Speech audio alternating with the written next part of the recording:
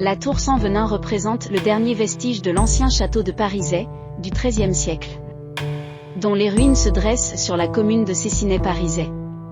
La tour est qualifiée comme faisant partie des 7 merveilles du Dauphiné. Ces vestiges se dressent sur les hauteurs du bourg, sur une colline à 666 mètres d'altitude sur les contreforts du massif du Vercors, dominant de 450 mètres la ville de Grenoble.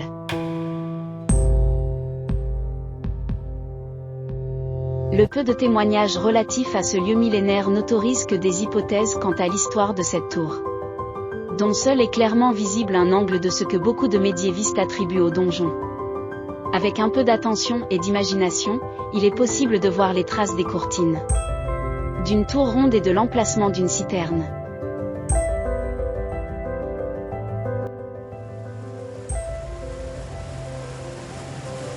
La cascade d'Allières. Cette cascade haute de 83 mètres s'offre au regard entre Clé et Vars, sur la route du château d'Allières. Une véritable oasis de fraîcheur en été.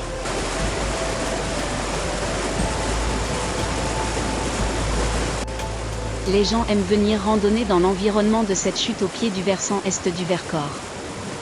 Cité parmi les 7 merveilles du Dauphiné, le pont Lesdiguières, également dénommé le pont de Claye, car entièrement situé avant 1873 dans la commune de Claye.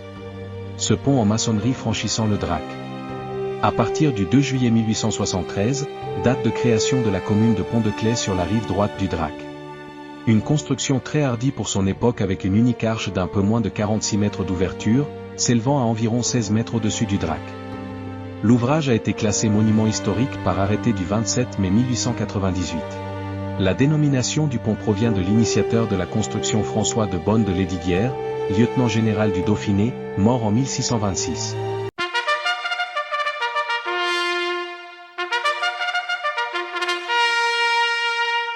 Le château de Vizille. Également appelé domaine départemental de Vizille, est un parc de 100 hectares dans lequel est situé le château Lesdiguières abritant le musée de la Révolution française. Le château était le lieu de la réunion des États généraux du Dauphiné qui allait engendrer parmi d'autres événements la Révolution française. Il fait l'objet d'un classement au titre des monuments historiques par la liste de 1862.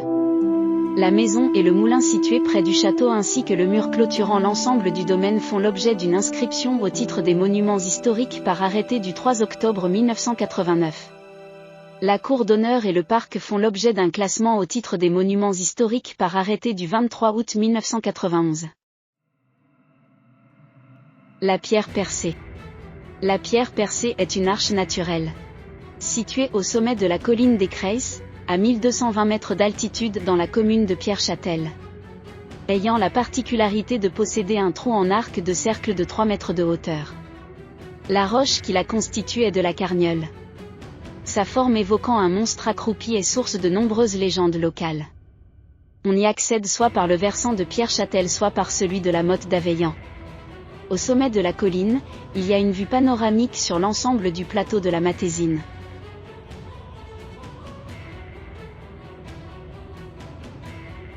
La lumière revient enfin et le chemin plonge vers la croix de Revola. Le paysage s'ouvre, les sommets alentours apparaissent. Chamchaude 2082 mètres et la Dent de Croll 2062 mètres en Chartreuse. Le Moucherotte 1901 mètres. Et un petit bout des Bauges avec la Savoyarde 1130 mètres. Tout paraît loin depuis cette vigie de choix.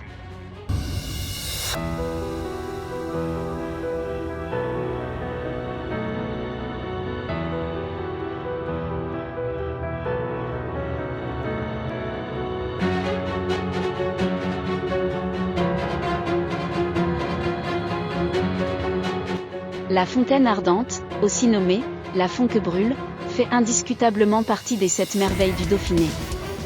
Il s'agit d'une émanation de gaz prisonnier des couches sédimentaires de lait secondaire, produisant un phénomène connu sous le nom de feu follet. Plusieurs légendes sont rattachées à la fontaine. Elle serait la dernière trace d'une punition divine infligée par Saint Michel aux habitants de Bayonne pour leur inhospitalité. Mais aussi le souffle d'un dragon endormi sous les rochers. Ou encore la matérialisation des larmes de la nymphe Chlorie qui pleure son amour Vulcain pour l'avoir abandonnée.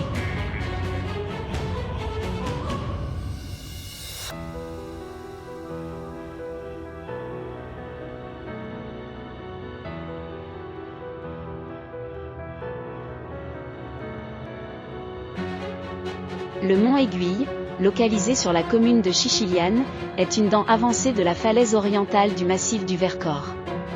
Il est présenté dès le XIIIe siècle, par Gervais de Tilbury, comme l'une des 7 merveilles du Dauphiné.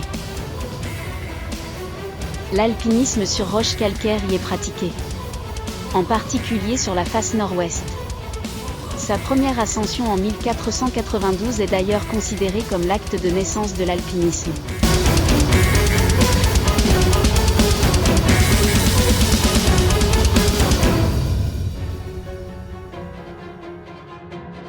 La mine d'anthracite de la Mure.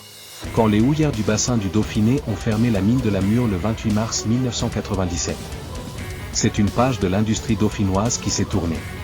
Pendant 2 siècles, des générations de Mathézins ont creusé leur sol pour en extraire l'anthracite. Les mines de la Mure, ancrées dans l'environnement affectif et culturel des Mathézins, ont dû céder devant le marché mondial du charbon.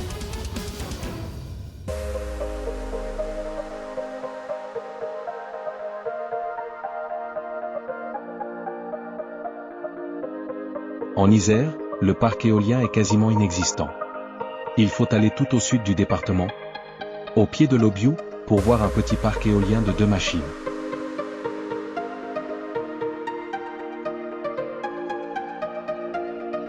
C'est un village de carte postale, tout au sud du département.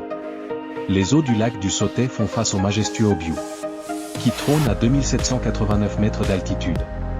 Et au milieu, entre Corps et Pélafol, se dressent majestueusement 2 éoliennes qui incitent les peintres à immortaliser ce coin de paradis.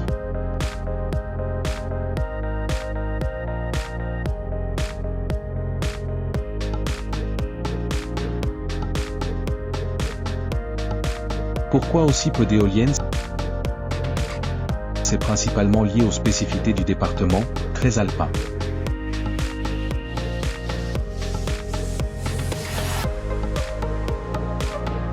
Une fois qu'on a pris en compte tous les enjeux du territoire, les sites sont au final assez peu nombreux.